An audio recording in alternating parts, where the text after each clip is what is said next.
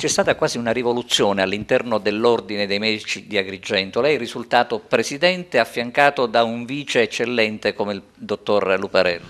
Sì, c'è stata una competizione forte, ma d'altro canto i colleghi ci hanno tributato questo grande consenso e abbiamo portato dentro l'ordine 11 nuovi candidati su 15, quindi abbiamo avuto un grande consenso e ieri sera proprio si è svolta la riunione che ha proclamato e ha conferito le cariche di presidente, di vicepresidente dottor Pietro Luparello, del segretario che è il dottor Giuseppe Amico e del tesoriere che è il dottor Santo Pitruzzella. Gli altri poi ci sono i consiglieri, io adesso elencarli tutti, ma dico, adesso faremo un comunicato stampa in cui presenteremo tutta la squadra al completo con tutti i consiglieri e i revisori dei conti. Volevo aggiungere praticamente che abbiamo inserito anche dei giovani perché riteniamo necessario, opportuno e doveroso contribuire alla richiesta dei giovani e all'inserimento, visto le condizioni di difficoltà, di disagio, di precariato che ci sono in atto, per cui crediamo che sia una voce importante da sentire dentro l'ordine. Ecco, c'è un problema che lei ha evidenziato come medico e che adesso ha il potere di farlo, di risolverlo. Il potere, per carità, il potere viene conferito da quello che il Presidente, assieme a tutto il Consiglio, può sicuramente programmare, ma noi già nella fase preelettorale avevamo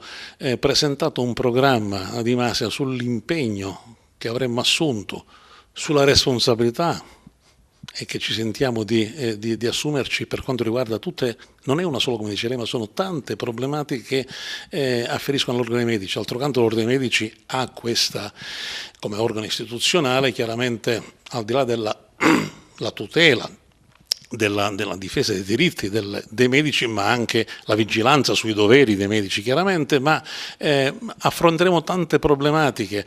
A noi sono tante, dico, ma stanno a cuore molto la formazione, dovremo fare un discorso molto più ampio, la tutela dell'immagine,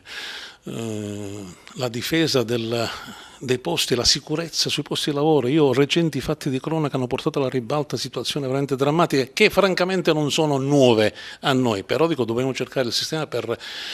collaborare con l'istituzione per rendere il posto di lavoro, mi riferisco soprattutto ai posti di continuità assistenziale, ai posti di pronto soccorso, dove è veramente necessaria una vigilanza maggiore. E poi dicevo la formazione, che è un cardine importantissimo, visto la situazione di emergenza. Tra l'altro fra qualche anno ci sarà un ricambio generazionale che afferisce sia alla medicina del territorio che alla medicina ospedaliera, per cui è necessario colmare questo gap che in atto c'è per poter garantire, tra l'altro l'obiettivo è sempre lo stesso, garantire salute al cittadino, ma con una sanità efficiente e che sia in grado di garantire appunto i sanitari necessari. Medicina ospedaliera si parlava, è in atto uno sciopero dei medici ospedalieri, a parte la solidarietà verso i colleghi, ci sono disagi in corso? Ma i disagi in corso purtroppo si perpetuano da molto tempo, perché lei diceva, a parte la solidarietà sicuramente per i colleghi che rivendicano adesso